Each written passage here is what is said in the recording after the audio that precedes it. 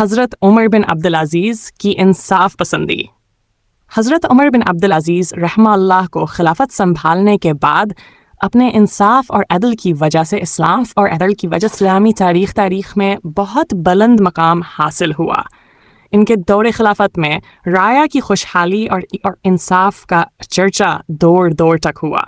ایک دن واقع ہے کہ ایک شخص حضرت عمر بن عبدالعزیز کے دربار میں حاضر ہوا اور عرض کی، امیر المومنین، میری ایک فریاد ہے، آپ میرے ساتھ انصاف کریں۔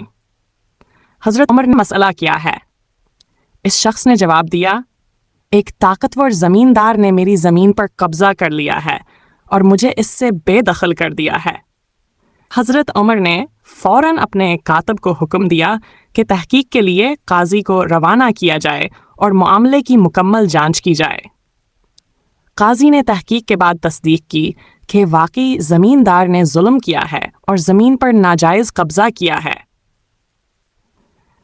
حضرت عمر نے فوراً اس زمیندار کو دربار میں بلایا اور اس سے پوچھا، کیا تم جانتے ہو کہ اللہ کا حکم ہے کہ زمین پر کسی پر ظلم نہ کیا جائے؟ زمیندار نے خاموشی اختیار کی۔ حضرت عمر نے فرمایا، تمہیں یہ حق کس نے دیا کہ تم کسی کمزور کی زمین پر قبضہ کرو؟ اللہ سے ڈرو اور فوراً زمین اس کے اصل مالک کو واپس کرو۔ زمیندار نے فوراً اپنی غلطی کا اعتراف کیا اور زمین واپس کر دی۔ حضرت عمر نے اس شخص کو مخاطب کرتے ہوئے کہا، یاد رکھو، اگر کبھی کوئی اور تم پر ظلم کرے تو اللہ پر بھروسہ رکھو اور حق کے لیے آواز بلند کرو۔ ہمارا فرض ہے کہ تمہیں انصاف فراہم کریں۔ یہ واقعہ اس بات کی گواہی دیتا ہے کہ ایک اسلامی حکمران کا سب سے بڑا فرض انصاف قائم کرنا ہے۔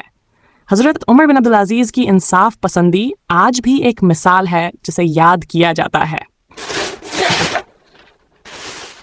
سبق اس کہانی سے ہمیں یہ سبق ملتا ہے کہ طاقت اور اختیار ہمیشہ حق و انصاف کے لیے استعمال ہونا چاہیے اور ہمیں دوسروں کے حقوق کا احترام کرنا چاہیے۔